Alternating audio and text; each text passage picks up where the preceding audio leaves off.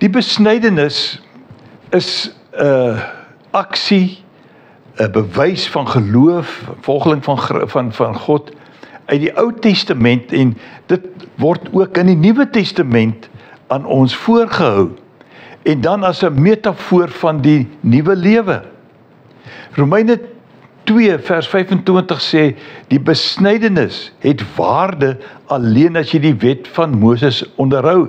Nou verwys hy hier na die fisiese besnydenis van 'n seentjie. Wanneer ons kom by Filippense 3 vers 3 sien ons iets anders oor die besnydenis. Hy sê ons het die ware besnydenis. Ons wat God deur sy gees dien. Ons wat ons op Christus Jesus beroem en nie op uiterlike dinge vertrou nie. Daar is dus iets anders as die fisiese besnydenis, die ware besnydenis.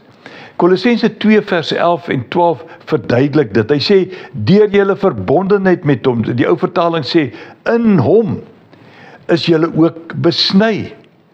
Nie met die besnydenis wat deur mense verrig word nie, maar met die besnydenis deur Christus. En dit bestaan in die wegneem van die sondige natuur van die mens. Soos wanneer daar 'n seentjie besny word, 'n deel van sy liggaam verwyder word, so verwyder die geestelike besnydenis ook die sondige natuur, die verkeerde dinge van 'n mens uit wat 'n mens graag wil doen.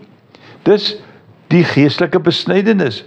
Hy sê in vers 12, dit het by die doop gebeur, deurdat julle toe saam met hom begrawe is. Deur julle verbondenheid met hom is julle ook saam met hom opgewek, omdat julle geglo het in die krag van God wat hom uit die dood opgewek is. Nou kom ons by 'n baie interessante gedeelte in 1 Petrus 3 vers 20 tot 21. Hy sê dit is hulle wat aan God ongehoorsaam het, toe hy groot geduld met hulle aan die dag gelê het in die tyd toe Noag die ark gebou het. Net 'n klein klompie in die ark, 8 getal, is deur die water gered. Dit dui op die doop, waardeur julle ook nou gered word.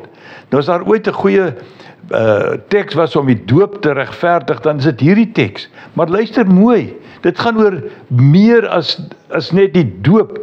Hy sê dit gaan daaroor dat die doop is nie 'n afwassing van die vuilheid van die liggaam nie. Met ander woorde, dit gaan nie oor iets wat van buite af aan jou gedoen word nie, maar 'n bede, iets wat van binne kom tot God om 'n skoon gewete. En dit red julle op grond van die opstanding van Jesus Christus. So, die doop is baie belangrik, want die doop praat van 'n begrafnis, van die aflegging van die ou mens, die besnydenis van die geestelike besnydenis van die mens, en dan die feit dat jy deur die doop bevestig, jy